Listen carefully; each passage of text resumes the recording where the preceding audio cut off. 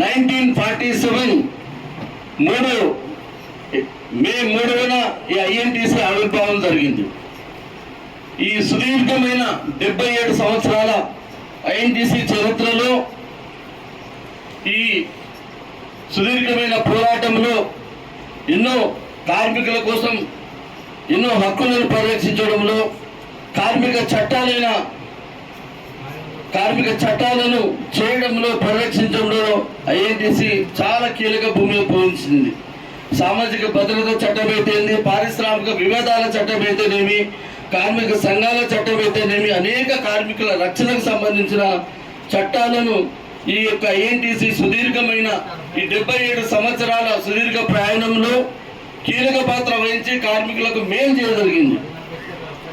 స్వాతంత్రానంతరం దేశ సంపదలో ఈ కార్మికులను భాగం చేయాలనే ఒక మంచి ఉద్దేశంతో, సంపద ఉత్పాదనలో భాగం చేయాలనే ఉద్దేశంతో అప్పటి కాంగ్రెస్ టాల్వాస్ పూజ్య బాపూజీ ఆశీస్సులతో జవహర్లాల్ నెహ్రూ, సర్దార్ వల్లభాయ్ పటేల్ లాంటి మహామహులందరూ కూర్చొని దేశ కార్మికులందరికీ ఒక ఇండిపెండెంట్ ఆర్గనైజేషన్ పెట్టి దేశంలో ఉన్న సంపదలో భాగస్వామ్యం ఇచ్చే విధంగా ఈ ఐఎన్టీసీని ఏర్పాటు చేయడం జరిగింది.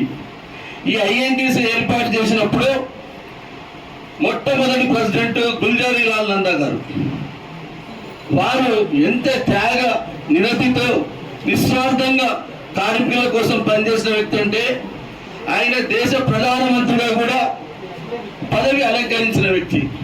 ఆయన చనిపోయే నాటికి సొంత గృహం కూడా లేకుండా అత్యంత కఠిన దారిద్ర్యంలో చనిపోయాడు.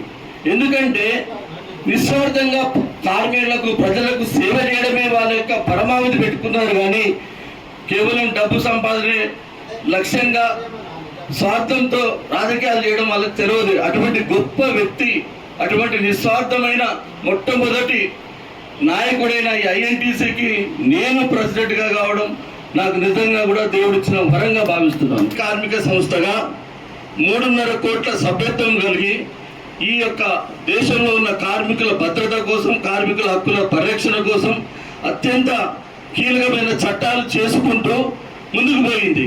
కానీ దురదృష్టవశాత్తు రామాంజం ఎప్పుడైతే గవర్నర్గా అయిపోయిందో ఆ తర్వాత ఒక వ్యక్తి ఈ ఐఎన్టీసీకి అధ్యక్షుడుగా ఐఎన్టీసీ యొక్క ఆశయాలను తుంగలో దొక్కి కార్మిక శ్రేయస్సును పట్టించుకోకుండా నిర్వీర్యం గావించి ఎటు కాకుండా ఈ కార్మికులను గాయపదిలేసిండు. అటువంటి పరిస్థితుల్లో 20,000 ప్రతినిధులను పిలిపించి ఐఎన్టీసీ మహాసభల్లో నన్ను ఆ 2010 నుంచి ఈ 14 సంవత్సరాల సుదీర్ఘమైన ఐఎన్టీసీ అధ్యక్ష పదవి నేను అనేక రాష్ట్రాల్లో దీన్ని అసంఘటిత కార్మికులను 70 లక్షల మంది కార్మికులు నూతనంగా వాళ్ళకు మెంబర్షిప్లు ఇచ్చి వాళ్ళను ముందుకు తీసుకుపోయిన చరిత్ర మనది అనేక రాష్ట్రాలలో. ఎందుకంటే అప్పటి వరకు కూడా సరైన నాయకత్వం లేదు. నేను మొట్టమొదటిసారిగా 2011లో ఛత్తీస్గఢ్లో మీటింగ్ పెడితే ఐఎన్టీసీ అసలు మాకు 10 సంవత్సరాలైన సార్ అసలు తెలియదు అన్నారు. అంటే ఆ వ్యక్తి ఎంత దిగజారిపోయిందంటే ఈరోజు ఐఎన్టీసీకి కనీసం కాంగ్రెస్ పార్టీ అనుబంధ సంస్థ, కాంగ్రెస్ పార్టీ ఎన్నికల్లో కార్మికుల పాత్ర ఎట్లుండాలి, కాంగ్రెస్ పార్టీకి మనం సపోర్ట్ చేయాలి అన్న ఉద్దేశం కూడా లేకుండా దీన్ని బరుగుపరిచి అత్యంత కకలావికలం చేయడం జరిగింది. ఆ రోజు నుంచి మేము దీన్ని సామర్థ్యంగా తీసుకొని, ఛాలెంజ్ తీసుకొని ముందుకు పోవడం జరిగింది. ఒక నిరంకుశమైన మోడీ గారు ప్రభుత్వం ఏర్పాటు చేసినాక అప్పటి వరకు సాధించుకున్న 44 ముఖ్యమైన కార్మిక చట్టాలన్నింటినీ రద్దు చేసి 4 చట్టాల కింద, నల్ల చట్టాల కింద, 4 చట్టాల కింద, నల్ల చట్టాల కింద ఏర్పాటు చేసి ఆ యొక్క ఎటువంటి హక్కులు లేకుండా నిర్దాక్షిణ్యంగా కనీసమైన వేతనాల చట్టం కూడా లేకుండా 8 గంటల 10 దినాల చట్టాన్ని కూడా ఈరోజు ఏంటంటే తుంగలో దొక్కిండు మోడీ గారు. ఇది ఎంత దారుణం అంటే ఇది కార్మిక సమాజానికి, కార్మిక సంఘాలకు ఒక గొడ్డలి పెట్టి లాంటిది. అటువంటి దుర్మార్గమైన చట్టాలు తెచ్చి పూర్తిగా కార్మికుల హక్కులను హరించింది. నవరత్న లాంటి కంపెనీలు అనేక ప్రభుత్వ సంఘ కంపెనీలన్నింటినీ చేసి లక్షలాది మందికి ఉద్యోగాలు ఇచ్చిన చరిత్ర కాంగ్రెస్ పార్టీది.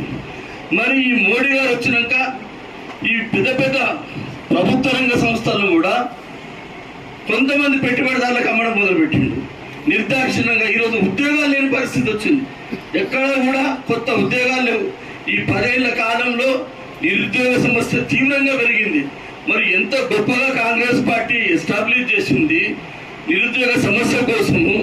ఎన్ని మహా కంపెనీలు, ప్రభుత్వ రంగ సంస్థలు, అటువంటి అన్నింటినీ ఈరోజు కొంతమంది కార్పొరేట్ కంపెనీ మతం మతం మతం ఈ పదమూర్తి ఏంది అంటే కప్పిపుచ్చుకోవడానికి, నిరుద్యోగ సమస్యను కప్పిపుచ్చుకోవడానికి యువతలో మతం అనే మతం తల్లి ఈరోజు దేశాన్ని నిర్వీర్యం గారించే పరిస్థితి వచ్చింది. మరి ఇటువంటి పరిస్థితుల్లో కార్మికులు, మహిళలు, యువకులు ఎవరైనా కూడా ముందుండి రాబోయే ఎన్నికల్లో మోడీని చిత్తుగా ఓడించాలని కార్మికులు, కార్మిక సంస్థలు అన్నీ కూడా ప్రతి ఇంటింటికి వెళ్ళి ఈ కార్మిక వ్యతిరేక విధానాలతో, దేశ వ్యతిరేక విధానాలతో మేము ఇంతకుముందు ఢిల్లీలో ఈ కర్షకులకు ఏదైతే ఫార్మర్స్ వ్యతిరేకమైన నల్ల చట్టాలు తెచ్చిండో మేము అనేక సందర్భాల్లో ఢిల్లీలో వాళ్ళ యొక్క మధ్యలో వెళ్ళి వాళ్ళకు సంఘీభావం తెలిపి వాళ్ళకు మద్దతు ఇవ్వడం జరిగింది. ఎందుకంటే వాళ్ళ పోరాట పటిమ ఈరోజు ఐఎన్టీసీ స్ఫూర్తిగా తీసుకోవాలి. వాళ్ళకు తడిసి చలికి మళ్ళీ ఆ చట్టాలను వెనక్కి తిప్పికొట్టుకునే మంచి శక్తి గల ఒక మంచి పోరాటాన్ని ఈ దేశానికి అందించిన ఘనత అటువంటి కర్షకులది. ఆదేశపడుతో ఈరోజు తిరిగి మా ఐఎన్టీసీ ప్రతి నాయకులందరూ కూడా, ప్రతి ఒక్కరు కూడా కేంద్రంలో ఉన్న బీజేపీకి వ్యతిరేకంగా తిరిగి ఏదైతే చట్టాలు రద్దు చేసిండో వాటిని తిరిగి మనం పునరుద్ధరించుకునే దిశగా ఒక గొప్ప అంకిత భావంతో ఒక గొప్ప పోరాటాన్ని తిరిగి మనం చేసి సాధించుకోవాల్సిందిగా నేను కోరుతున్నాను. అలాగే ఇప్పుడు దేశంలోనే ఒక స్టార్ క్యాంపెయినర్గా, కార్మిక పక్షపాతిగా రేవంత్ రెడ్డి గారు ఉన్నారు. మేము నమ్ముతున్నాం ఆయన బలంగా కార్మికుల శ్రేయస్సు కోరే వ్యక్తి. ఆయన ఏదైతే పార్లమెంట్ సీట్లో 17కు 14 సీట్లు గెలిచి రాహుల్ గాంధీని ప్రధానమంత్రి చేయాలంటున్నాడు.